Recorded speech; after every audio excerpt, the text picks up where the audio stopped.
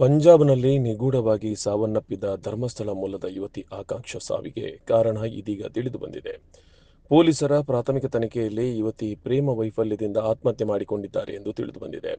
ಧರ್ಮಸ್ಥಳದ ಬಳಿಯೂರು ನಿವಾಸಿಯಾಗಿರುವ ಸುರೇಂದ್ರ ನಾಯರ್ ಹಾಗೂ ಸಿಂಧೂದೇವಿ ದಂಪತಿ ಪುತ್ರಿ ಆಕಾಂಕ್ಷ ಎಸ್ ನಾಯರ್ ಅವರು ಶನಿವಾರ ಪಂಜಾಬ್ನ ಫಗ್ವಾರದ ಲವ್ಲಿ ಪ್ರೊಫೆಷನಲ್ ವಿಶ್ವವಿದ್ಯಾಲಯದ ಕಟ್ಟಡದ 4ನೇ ಮಹಡಿಯಿಂದ ಜಿಗಿದು ಆತ್ಮಹತ್ಯೆ ಮಾಡಿಕೊಂಡಿದ್ದಾರೆ.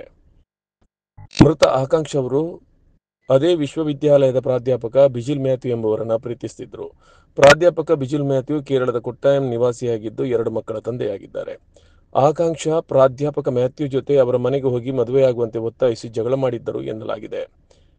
ಬಳಿಕ ಆಕಾಂಕ್ಷ ಕಾಲೇಜಿನಲ್ಲೂ ಬಿಜಿಲ್ ಮ್ಯಾಥ್ಯೂ ಅವರ ಜೊತೆ ಜಗಳವಾಡಿದ್ದಾರೆ. ನಂತರ ಕಟ್ಟಡದ 4ನೇ ಮಹಡಿಯಿಂದ ಜಿಗಿದು ಆತ್ಮಹತ್ಯೆ ಮಾಡಿಕೊಂಡಿದ್ದಾರೆ ಎಂದು ತಿಳಿದುಬಂದಿದೆ.